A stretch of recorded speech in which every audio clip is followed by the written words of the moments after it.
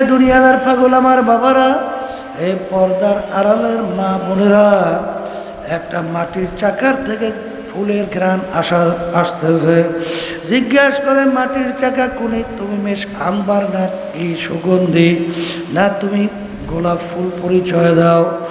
মাটির চাকা বলে, আমি কোনো গোলাপ ফুল মেশ আম্বার কিছুই না, আমি একটা মাটির চাকাই। আমার সঙ্গে একটা গোলাপ ফুল ফুইটা গেছিল। গোলাপ ফুলের ঘেরান আমার ভিতরে ঢুকতে ঢুকতে এখন আমি সাধারণ মাটির চাকা নাই, আমি একটা গোলাপ ফুলে পরিণত হয়ে গেছি।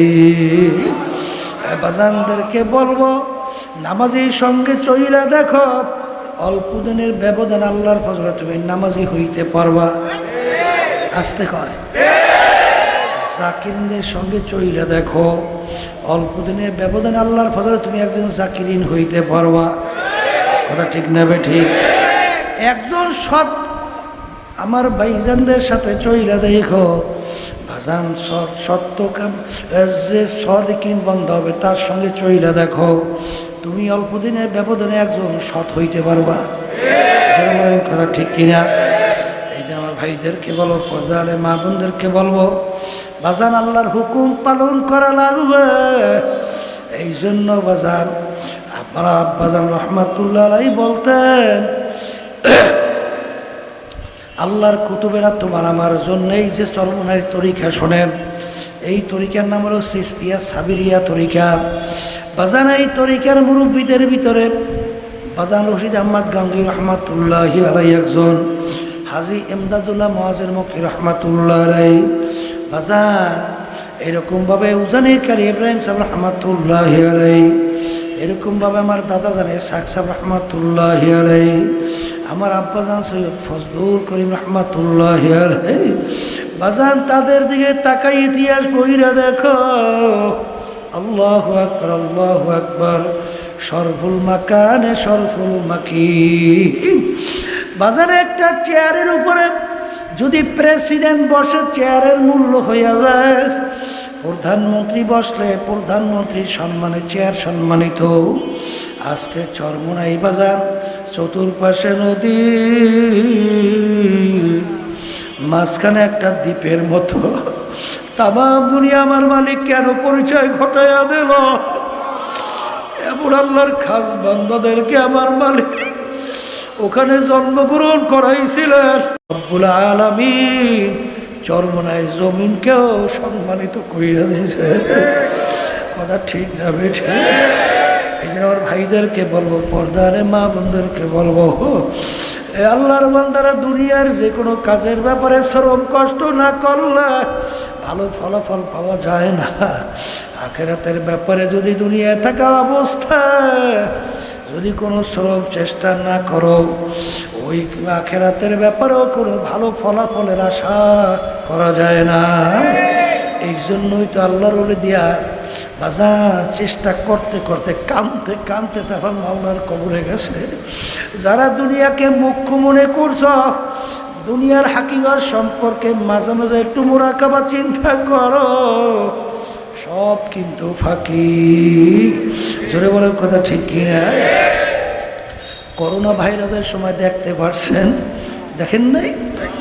আরে বরিশাল এক দায়িত্বশীল আমাকে বলতেছে, হুজুর আরে এক ছেলে আমাদেরকে মোবাইল করলো, আমার আব্বা করোনা ভাইরাসে মারা গেছে, আপনারাই সেটু দাফন কাফনের ব্যবস্থা করেন। আমরা সৈন্য ঠিকানা মতো যখন গেলাম, যাইয়ে দেখি সেখানে কাউকে পাওয়া যায় না। ওদিকে রুমের ভিতরে তালা মারা, ঢুকতেও পারি না, চাবিও নাই, কিভাবে ঢুকবো? শেষ পর্যন্ত তালা ভাইয়া যখন রুমের ভিতরে ঢুকলাম, ঢুইকা দেখি লোকটা এখনো মারা যায় না।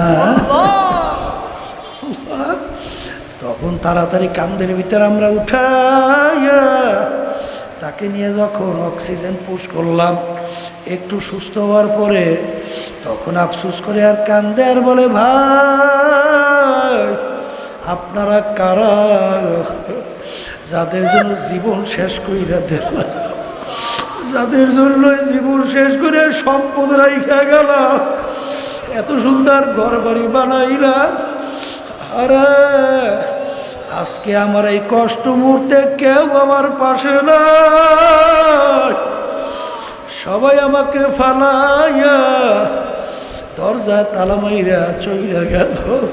কাদের জন্য জীবন শেষ করলাম, কাদের জন্য জীবন শেষ করলাম? ভাই কাগজ কলম নিয়ে আসে, সমস্ত সম্পদ আপনাদেরকে আমি লেখা দিয়ে যাই। এ দুনিয়াদার পাগল, সন্তান যদি দিনদার না হয় ওই সন্তান ডাকাই জোরে বলেন কথা ঠিক নেবে।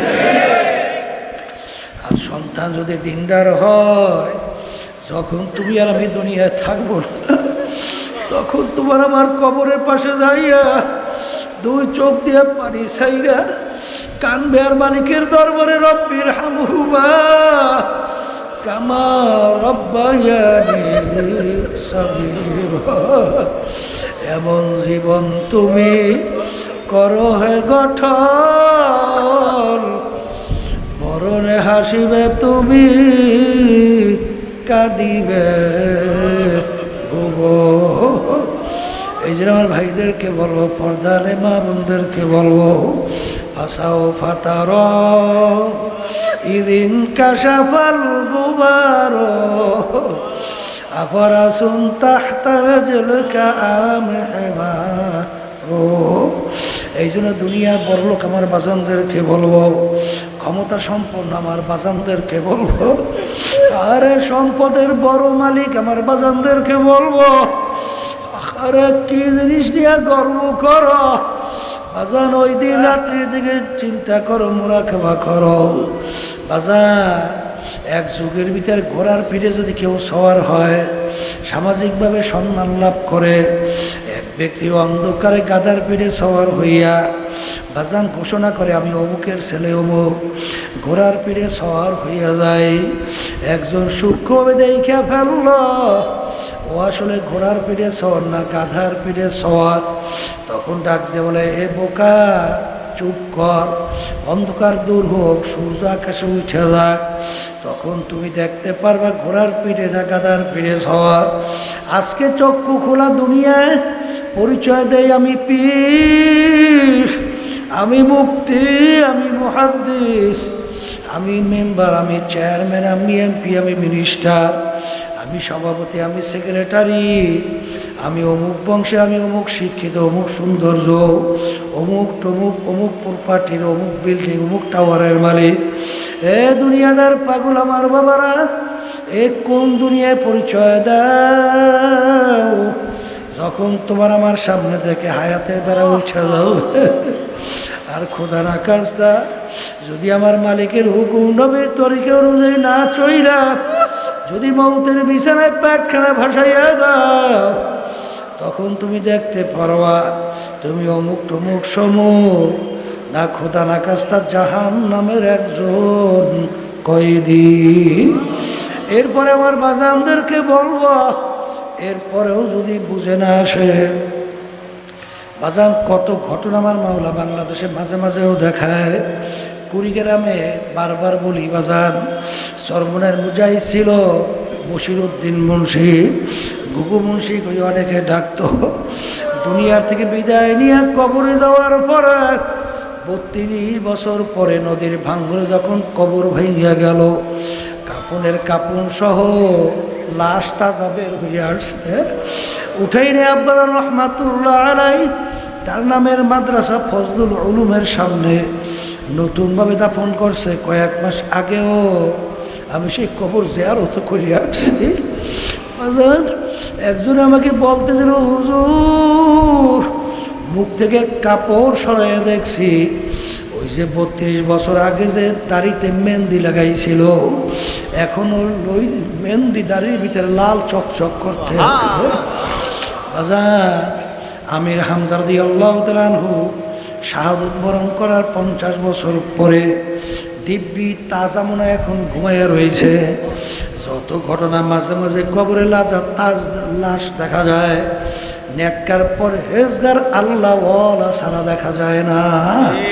আবার কত কবরে আগুন দেখা যায়, সাপ দেখা যায়, কত নাফরমানের চেহারা শুয়ারের চেহারা হইয়া পইরা কত না ফরমানের জিব্বারা টাইনা নাবি স্থল পর্যন্ত ঝুলায় রাখছে। যত দুর্ঘটনা মাঝে মাঝে কবরে দেখা যায়। বাজান না ফরমান, বেনমাজি, হারামখোর, সুদখোর, ঘুষখোর, জুলুমবাজ, মিথ্যাবাজ, ইসলামের বিরুদ্ধাচারণকারী ছাড়া কিন্তু দেখা যায় না।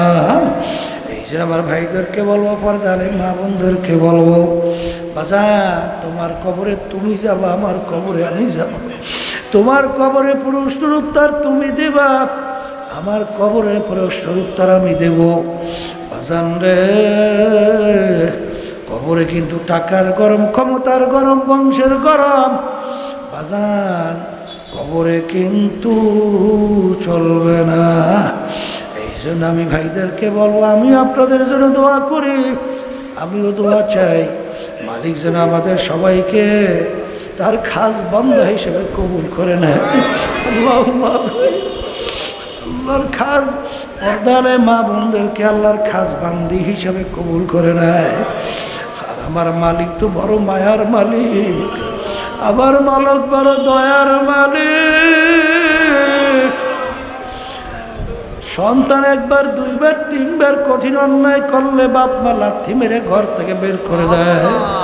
আর আমার মালিকের সমস্ত নেয়ামত ভোগ কইরা আমার মালিকের নাফরমানি হুকুম মানি না, কিন্তু আমার মালিক তোমাকে আমাকে তো তার জমিন থেকে ভাগাইয়া দেয় নাই, বরং ডাক দিয়ে বলে, আয় উলিয়া ইবাদিয়াল্লাযীনা আসরাফু আলা আনফুসিহিম লা তাকনাতু মির রাহমাতিল্লাহ ইন্নাল্লাহা ইয়াগফিরুয যুনুবা জামিআ।